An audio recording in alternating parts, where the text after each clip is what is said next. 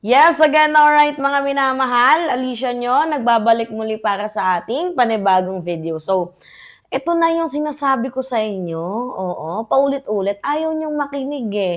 Meron talagang taong nagbibigay ng motibo para pagwatak-watakin, sirain kayong mga nagkakaisa para mapalaya itong si former President Duterte. 'Di ba kung mapapansin ninyo, dati ang kanilang movement ay iisa lang, 'di ba? Bring FPRRD home, we love FPRRD, 'di ba? Talagang solid, todo, non-stop ang kanilang suporta kay former President Duterte. Pero habang tumatagal, habang may mga new character unlock na pumapasok dito nga po sa kampo ni former President Duterte, ano yung nangyayari? Nagkakawatak-watak, nagkakabuklod-buklod, nagkakaroon na sila ng siraan, meron ng kanya-kanyang team. O tingnan ninyo, recently may team Sara, may team Zimmerman, may team Hanilet, may team Alputera, may kanya-kanya silang mga queens. Oo, ano yan, Miss Universe ba yung atake? Tapos ngayon, itong si Team Alpotera, which is itong si Jessie Egan, yan na po yung nagsasalpukan. Tapos itong si Maharlika. Hindi nyo ba napapansin na meron talaga dyang Trojan horse sa mga DDS? 'Di ba bakit nga ba nagsisimula ng lumakas ang pangalan ni Jessie Egan, mga minamahal? Bakit nga ba nagsisimula na siyang kampihan nila Tio Moreno, 'di ba? At ng iba pang mga DDS, at parang ang kalaban na ngayon ay itong si Maharlika at itong si Harry Roque. Although wala naman tayong pakialam sa mga yan, bahala silang mag-away-away, magugulo talaga sila. Pero yung punto ko lang dito, pansin nyo ba mga minamahal na sobrang gulo talaga ng mga DDS? Wala silang hindi sila nag-unite. Wala silang unity. Samantalang tayo, iisa lang yung compass natin, iisa lang yung gusto natin, iisa lang yung pangarap natin. 'Di ba? To have a better country, to have a better future for the 'di ba, sa bansang Pilipinas.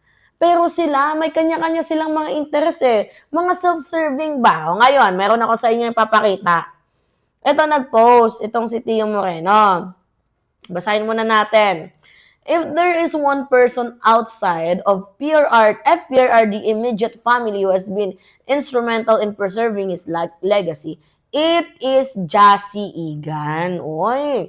So, itong si Tio Moreno is Chief Team Jassy. So, parang dinidismiss niya itong si Maharlika. Wala namang sense yan si Maharlika. Oy, oh, sabi dito, like it or not, oh, bahala kayo. Maniwala kayo sa hindi.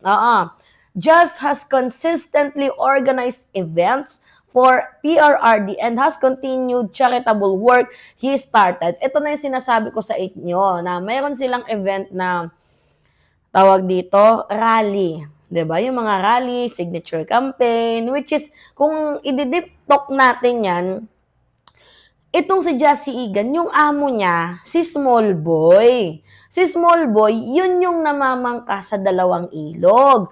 May pagka Team FL Lisa, pero at the same time, gusto niya din dito sa mga Duterte para isalba lang yung kanyang negosyo. Nakukuha niya yung punto, parang nakikilaro, talastasan ng apoy itong si Small Boy. Ngayon, itong si Small Boy, bata niya yan, si Alpotera. Ngayon, ano yung ginagawa ni Alpotera? Kung ano yung ginagawa ng kanyang amo, ginagawa niya din sa mga DDS para magkabuklod-buklod, para magkawatak-watak sila. Tinry po, mga minamahal ni Small Boy na pagbuklod-buklurin itong mga pro-government vloggers, pero walang naniwala kay Small Boy. Alam niyo kung bakit? Hindi naman kasi tayo uto-uto.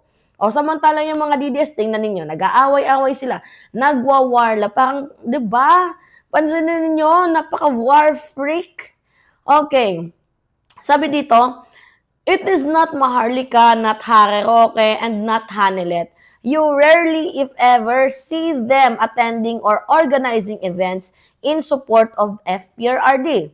For months now, Jazz has been target of online attacks, largely because of her efforts to keep public support for PRRD alive. So ngayon, sinasabi ni Tio Moreno, tingnan ninyo, biktima na ng fake news, online attacks, itong si Jassy Egan. Nilalabas yung kanyang bold, scandal, yung dati niyang trabaho, at kinemi-kinemi. Dahil nga, sa kanyang lantarang pagsuporta kay former President Duterte. Pero hindi nyo ba nakukuha yung punto? Nag-aaway-away kayo dahil kay Jassy Igan.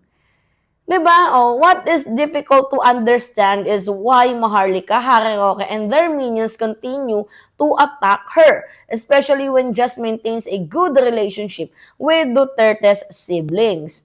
One thing is certain, someone is funding these attacks and that people behind them. So, sinasabi ni Tio Moreno, meron daw pong nagpopondo para atakin itong si Jassy Igan. Magkano naman kaya ang binayad kay Maharlika, kay Harry Roque sa pag-aatake dito kay Jassy Igan? Alam ninyo, ang gugulo ninyo, oo. Sa sobrang gulo ninyo, kami natatawa na lang sa mga araw-araw na lumalabas na mga pakulo, araw-araw na mga issue ninyo, hindi matapos-tapos. Okay, they have no other content except to demonize Jazz, her family, and her friends. It is not Jasmine's fault that many people are defending her. The real issue is the lies being spread and by this paid online attacker. So, yung real issue daw dito mga minamahal is yung mga nagko-content kay Jassy Igan. Yun yung totoong issue daw dito. Oo, na kung saan hindi nila pinapalagpas na itong si Jassy Igan, mga minamahal. Ano? Paano ba natin ito sasabihin? May mga tao kasi binabayaran para atakihin siya. Yan yung problema sa mga bayaran daw na content creators. So, imagine, hindi nga sila kilala ng mga Duterte family, pero kung makaasta, para bang sila yung kasama ni FPRRD sa Malacanang? Well, nurse kasi si Jassy Igan. Totoo ba na may nilabas na putoy-toy?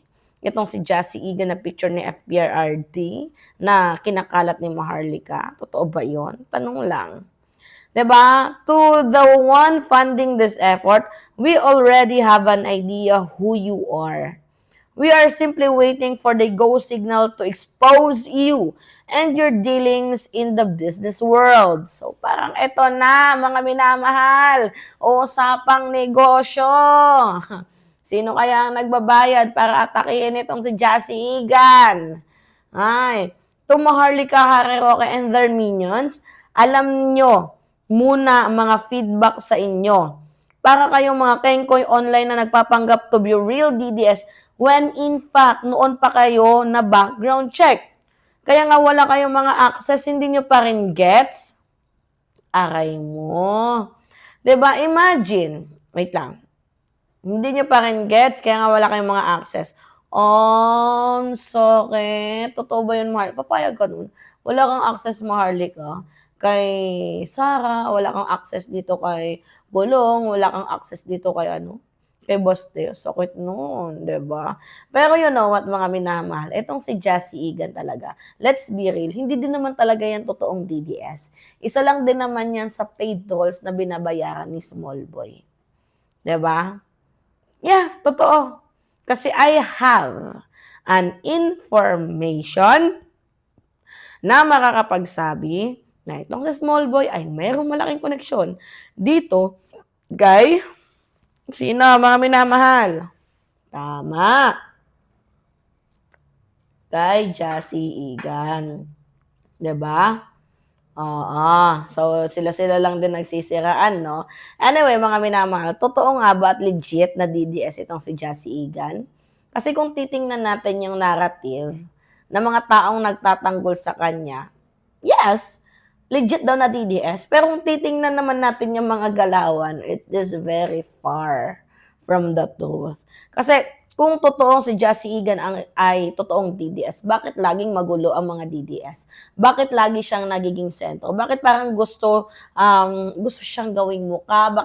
Bakit parang sa lahat mga minamahal, parang may elitism factor, 'di ba? Na kabilang sa hindi niya circle. So, pansinin ninyo, magulo sila.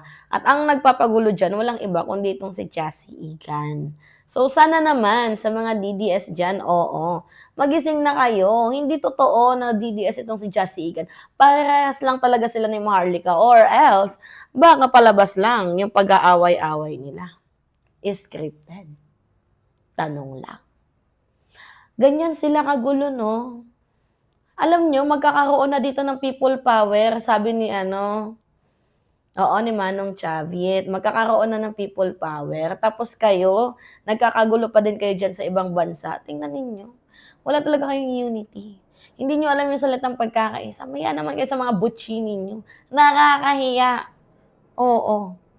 Alright mga minamahal kayo, ano yung masasabi ninyo? Anyway, it's me again, Alicia nyo, nagbabalik muli para sa ating panibagong video. Maraming salamat at ingat mga kababayan.